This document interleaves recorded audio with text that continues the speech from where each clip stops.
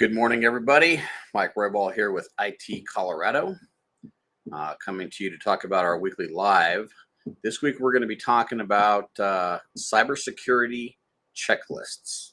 So we're going to be walking through the cybersecurity checklist that every business should have in place. So these are the fundamentals that, if ignored, they can create opportunities for hackers. But if you implement them well, we can help you to prevent the majority of threats that most businesses face. Cybersecurity often feels complicated, but most breaches really come down to very simple weaknesses. And this checklist is designed to address the areas where businesses are most frequently compromised, which is in the areas of authentication, device security, backups, email protection, access management, and of course, incident response. So as always, my name is Michael Roybal. I am the owner and founder of IT Colorado. We are based in Loveland in northern Colorado. We serve areas from Fort Collins, Windsor, Greeley, down to Longmont, clients in Denver, as well as across the U.S. from San Francisco to Louisiana. So let's get into this topic today. One of the most important foundations of security is how people log in. And passwords alone are no longer sufficient.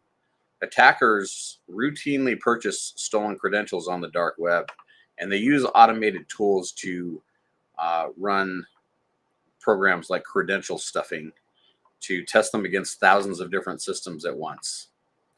The expectation in 2025 is that every business system uses multi-factor authentication. I'm sure you've heard of the term. MFA basically combines something that you know, like a password, with something that you have, which is something like an authenticator app or maybe a fingerprint. This step blocks the vast majority of unauthorized login attempts. Businesses should also prepare for the transition to passkeys. Passkeys are new. They are based on cryptographic keys that are stored securely on a device, and they eliminate the need for traditional passwords. They provide stronger protection against phishing and credential theft, while also making logins easier for employees. The key action item here, though, is that you need to review every business application and system that you guys use. Confirm that MFA is enforced everywhere that it is supported, and create a roadmap for adopting these passkeys. Another major weakness for businesses is outdated devices and unpatched software. I know a lot of you guys right now are hearing about Windows 10 becoming end of life.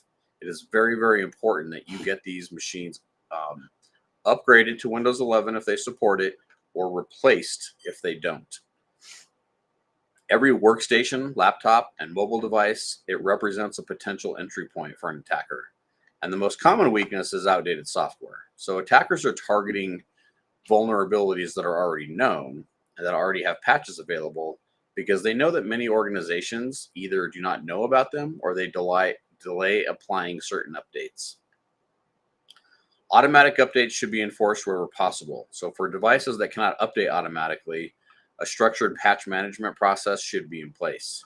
Maybe you have a monthly maintenance window that you will take care of some of these patches. On top of the updates, every device should also run endpoint protection. Endpoint protection is not the antivirus that you and I have always known. Modern endpoint detection and response solutions, also called EDR or MDR or MXDR, these solutions are continuously monitoring for suspicious activity. They are not just scanning files. They are also able to isolate certain threats, and they can provide a lot of information and visibility into attacks that are going on in your system. And finally, if your employees are allowed to use their own devices for work, which we highly, highly discourage, those devices must meet security standards before they connect to the company network. You need to remember, the company network and the company data, it belongs to the company. It is your responsibility to protect that information and to protect all of the devices that are accessing that information. Employee-owned devices, many of them will not allow you or want you to install software, especially monitoring software on those devices. So you have to take ownership of this, and you have to make sure that you are putting this stuff in place. These uncontrolled personal devices, they can easily bypass protections and introduce malware. So even with strong defenses, accidents and attacks, they are still going to happen. And that's where backups become critical. Backups are the only safety net when data is lost due to ransomware, or accidental deletion, or possibly even hardware failure, such as a hard drive. A strong backup strategy that is followed across the industry is the 3-2-1 rule. What this means is that you maintain 3 copies of your data. You store it on 2 different types of media or in the cloud. So for example, most of our clients have a NAS device on site. So we will back up their computers locally to the NAS. We will also send a copy of that data to a secure cloud storage solution. Cloud backups are convenient, but they are not enough on their own. So if cloud storage is continuously connected, ransomware can encrypt those backups as well. An offline, or what we call an immutable backup copy, is essential. So again, we can't just rely on the fact that OneDrive or Dropbox or whatever other cloud synchronization tool that you use is going to keep backups. Cloud storage is not cloud backup. So also, it is equally important that you test these backups. Many organizations discover too late that their backups are incomplete or that they're unrecoverable. So restore should be tested on a regular schedule so that recovery time and the integrity of those backups are both verified. Now let's talk about email and phishing.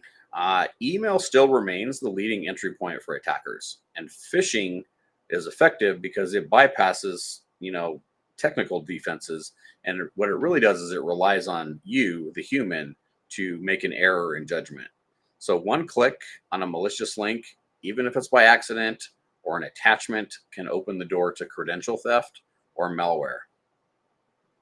Speaking of credential theft, the best way to explain this is that, once you log into a website, a cookie is stored inside of your browser. So if you click on a bad link inside of that browser, it could steal those cookies, and those cookies could be used on another machine.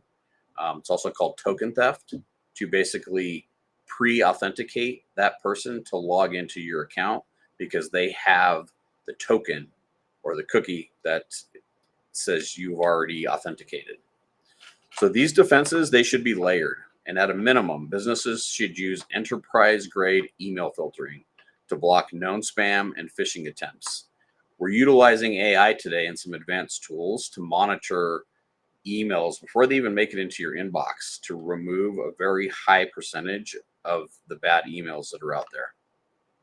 These advanced tools, they can analyze links, they can scan the attachments, and they can also detect people who are trying to impersonate your employees.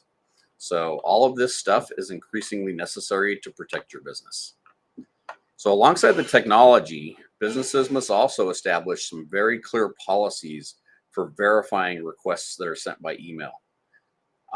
Messages that are related to financial transfers or login credentials or any kind of sensitive information should always be confirmed through a separate communication channel before action is taken.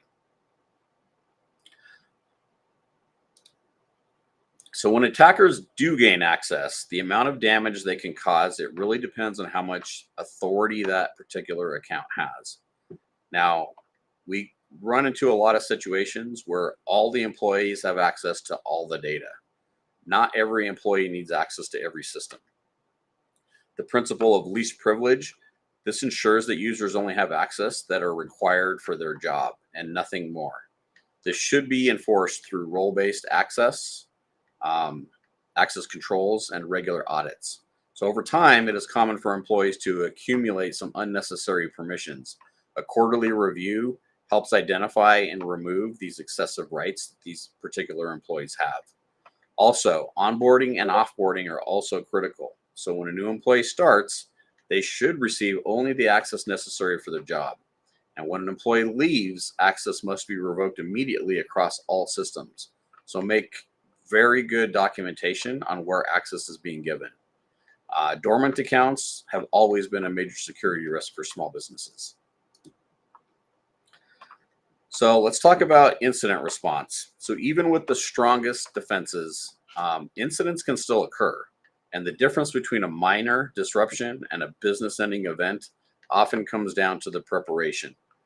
An incident response plan should clearly define who is responsible for each stage of the response.